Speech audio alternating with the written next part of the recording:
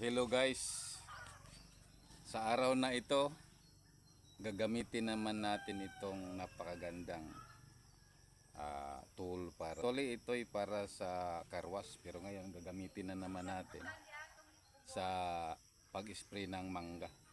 Itong mangga na ito, kung hindi ako nagkabali, ito'y Indian mango or apple mango. Shout out di ay sa nagbigay sa akin, si Marisil. Na ang mangga na ibinigay mo sa amin, 2 puno ito, Indian mango at saka apple mango. So susubukan natin ngayon na i-sprayhan natin ng fertilizer at saka pesticide. Inihalo natin.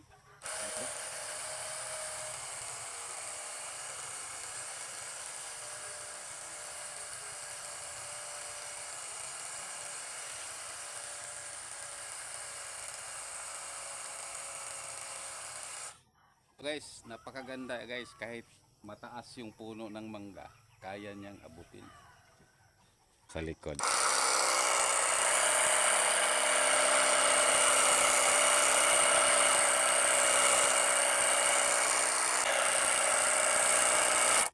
Isama na rin natin itong maliit na avocado.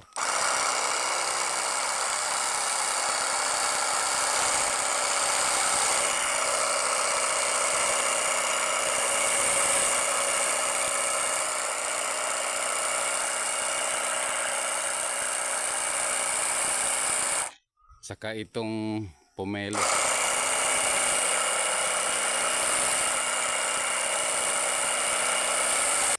Isama na rin natin itong, kung di ako nagkamali, tambis at ito or makuta.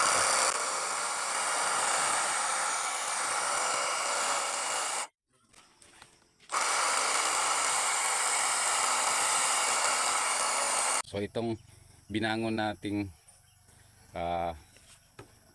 dragon fruit guys, i-sprayhan na naman natin ito ng fertilizer.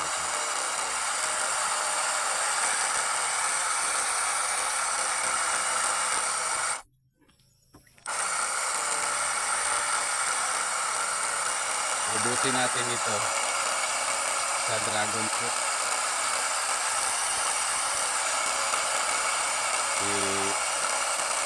Kanina pa ako nag-spray, medyo mahina na yung battery.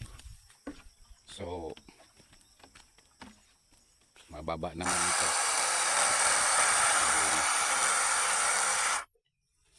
Ito mga dragon fruit natin guys.